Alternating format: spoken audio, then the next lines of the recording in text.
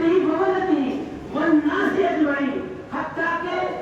ہمارا کتنا بھی چہیتا کیوں نہ ہو، کتنا ہی محبوب کیوں نہ ہو، ہمارا کتنا ہی پیارا کیوں نہ ہو، تمام لوگ اس کے اندر آ جاتے ہیں۔ تو حدیث میں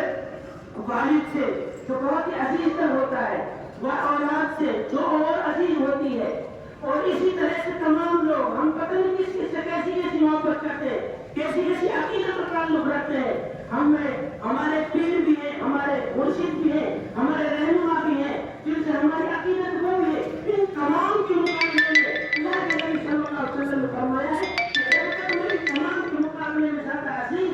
زیادہ محبوب نہ ہو جاؤں، اس وقت تک تم میں سے کسی کا ایمان مکمل نہیں ہو سکتا۔ لا یؤمن احدکم حتی اکون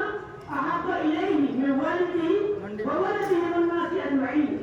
تو دنیا میں کتنی عزیز چیزیں ہو سکتی ہے، کتنی محبوب چیزیں ہو سکتی ہے، اللہ کے نبی فرما رہے ہیں ان ساری محبوب چیزوں کے مقابلے میں جب تک میں محبوب نہ ہو جاؤں تب تک تمہارا ایمان مکمل نہیں ہو سکتا، تب تک تم مومن کامل نہیں ہو سکتے۔ اگر ہمیں اپنے ایمان کامل کا ثبوت دینا ہے، ہمیں اپنے ایمان کامل کو لوگوں کے سامنے ظاہر کرنا ہے، تو یہ پروٹیسٹ ضروری ہے اور یہ احتجاج ضروری ہے، آواز اٹھانا ضروری ہے۔ حالات اتنے نازک کر دیے ہو گئے ہیں کہ اگر ہم نے اپنی آواز نہ اٹھائی اور رسالت محمد رسول اللہ صلی اللہ علیہ وسلم کے متعلق آپ کی شان میں، آپ کے بارے میں کسی بھی طرح کی عقل سے گستاخی برداشت کی تو حالات بد سے بدتر ہو جائیں گے۔ اس لیے میرے بزرگوں، میرے نوجوانوں، وقت آ گیا ہے کہ ہم آپ صلی اللہ علیہ وسلم کی شان میں کسی بھی طرح کی گستاخی کو مسترد کریں۔ کوئی بھی ہو، کتنا ہی عزیز کیوں نہ ہو، وہ آپ صلی اللہ علیہ وسلم کی شان میں گستاخی نہیں کر سکتا۔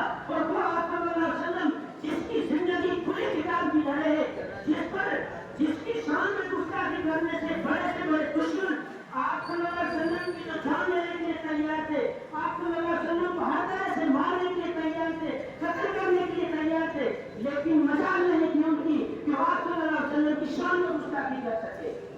چاہے کتنا ہی بڑا قوم کا سردار کیوں نہ ہو، آپ عرب کی تاریخ میں جا کر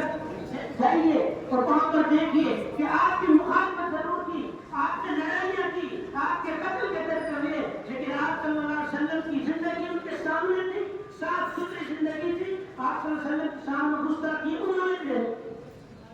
تو آج یہ کیڑے مکوڑے، آج یہ چھوٹی چھوٹی چیزیں،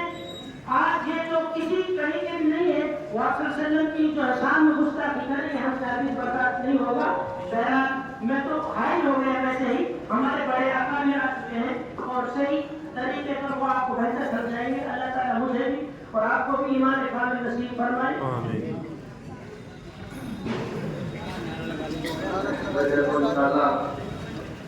ہمارے بڑے علامہ تشریف لانے والے ہیں بہت جلد ہی۔ پہلے نمبر پر تو یہ ہے کہ ہمارا جو یہ آج پیسفل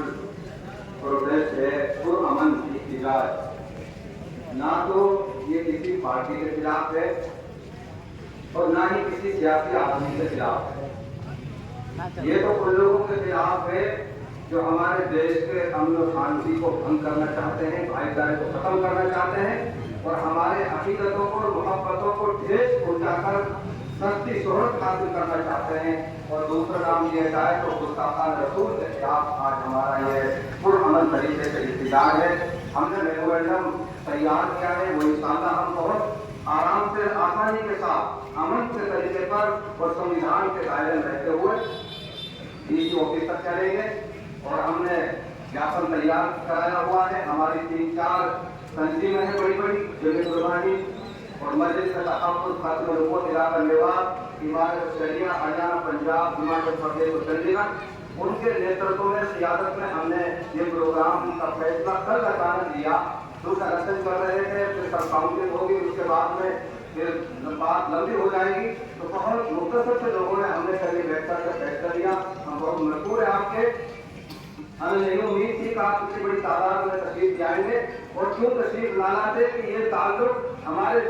دل سے ہے، ہماری عقیدت اور محبت سے ہے، ہمارے نبی سے ہے۔ ہم سب کچھ برداشت کر سکتے ہیں لیکن نبی کی شان میں گستاخی برداشت نہیں کر سکتے، اس آپ نے ثبوت دیا۔ اور ابھی انشاءاللہ بات چیت ہوگی، ہمارے مولانا اختر صاحب تشریف لائے، دیوان کی جامع مسجد امام و خطیب، گزارش کروں گا چند منٹوں میں آپ اپنے خیالات رکھیں۔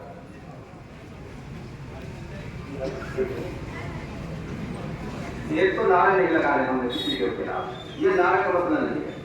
ہماری صرف مانگ یہ ہے جو گستاخان رسول ہے ہمارے دیش کے سنویدھان کے مطابق ان کو سزا ملے، کڑی سے کڑی سزا ملے، اور جو ایسے لوگوں کے کبھی ہمت اور جرأت نہ ہو کہ وہ کسی بھی سمودائے کسی بھی دھرم گروہوں کے خلاف ہو، آواز کھولنے کی ہمت نہ ہو. بس صرف ہمارا تو یہ کہنا ہے. السلام علیکم ورحمۃ اللہ وبرکاتہ.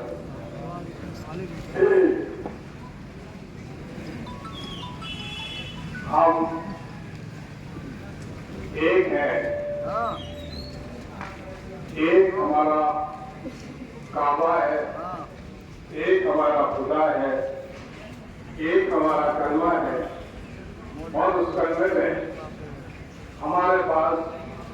کلمے کے دو جز ہیں. ہم اس وقت تک اپنی ایمان کی طاقت کے ساتھ ہیں جب ساتھ میں نعرہ تکبیر کی توحید بھی ہم لیتے ہیں، لا الہ الا اللہ کی آواز بھی ہم لگاتے ہیں، ساتھ میں ہم نعرہ رسالت بھی لگاتے ہیں، اور نعرہ رسالت میں ہم محمد رسول اللہ کہتے ہیں. محمد رسول اللہ کی تعریف اللہ تعالیٰ اپنے کلام مقدس میں بیان فرماتے ہیں. محمد رسول اللہ والذین معه اشداء علی الکفار